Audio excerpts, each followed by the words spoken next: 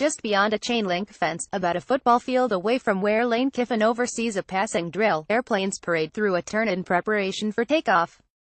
The busy runway at Boca Raton Airport abuts the athletic complex at Florida Atlantic University. Kiffin landed here as head coach after 3 highly successful but occasionally turbulent seasons as Nick Saban's offensive coordinator at Alabama. Planes come, planes go. The buzz and occasional roar provide a unique soundtrack. We use it for crowd noise, Kiffin says after a practice last week. A few days later, Kiffin and his team will make a loud statement, amassing 804 yards in a 6,931 rout of North Texas.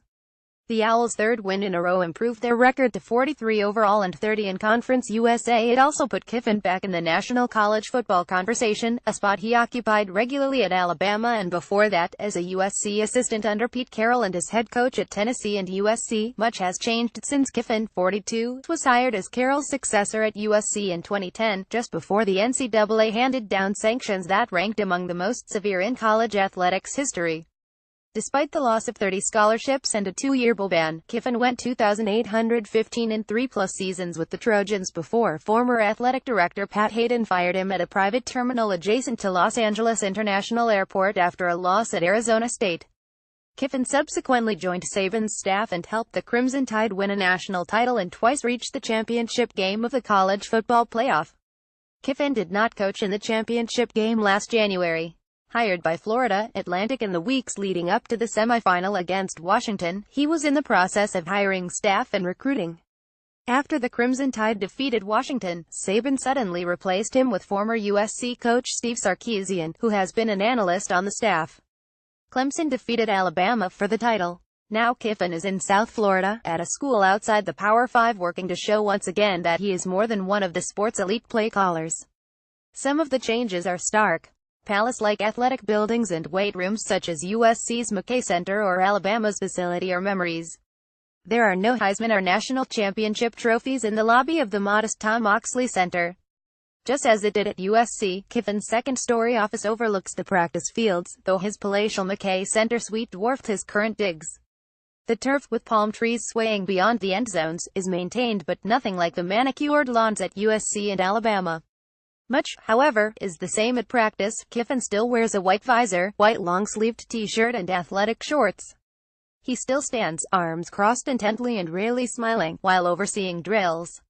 Kiffin is paid a base salary of $950,000. His staff includes younger brother Chris as defensive coordinator.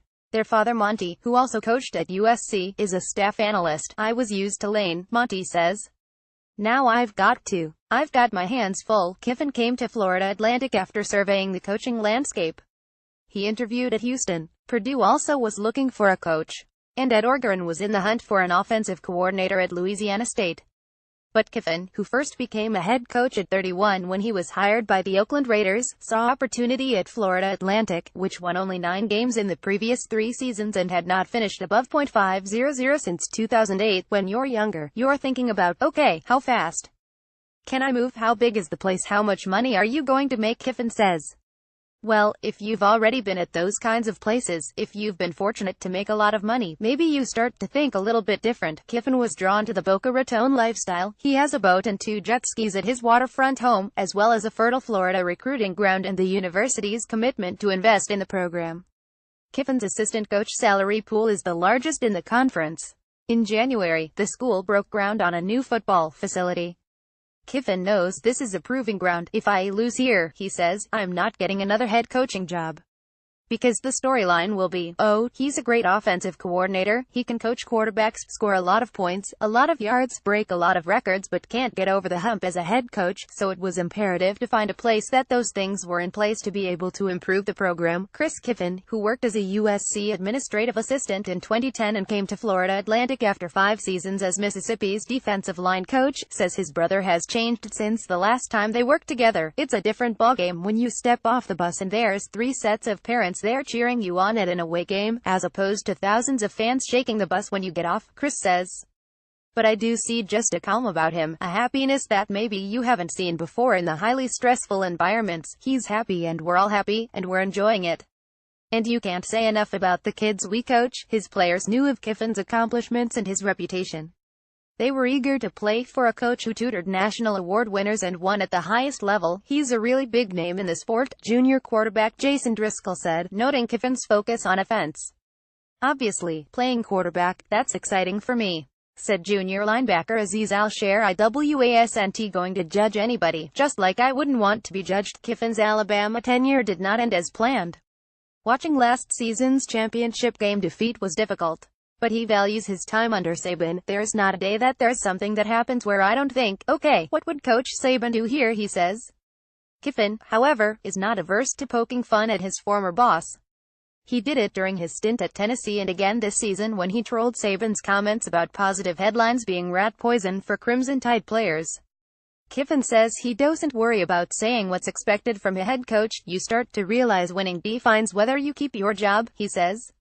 Why am I not just being myself? I just came to the conclusion, look, if you say something funny and people are going to get offended by that, life's too short to worry about what everybody writes.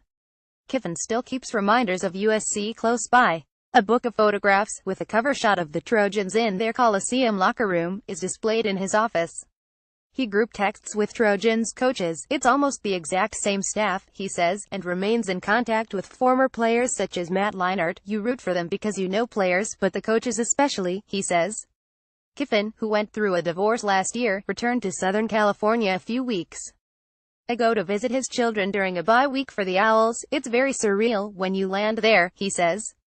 It's like you land and you go through the airport. It's like, was I really the head coach here? Obviously, you've got all these good and bad memories, but sometimes it's, wow, did that really happen? Despite the way his USC tenure ended, Kiffin has remained in contact with Hayden. I really respected him. I really enjoyed him as a boss, Kiffin says. That was every day but one, and one day I really disliked him. He pauses and grins, mischievously, maybe a few days after that too, he adds. But I eventually got over it. Kiffin, however, is not looking back. His team ranks 17th nationally in offense, Alabama is 12th, USC 31st, and in contention for its first bowl appearance in 9 years. As an office interview comes to an end, a reporter points out a book behind Kiffin's desk. Joel Osteen's fresh start, The New You begins today, stands unopened. My mom sent me that, Kiffin says, chuckling. I haven't got to that one yet. He probably won't anytime soon.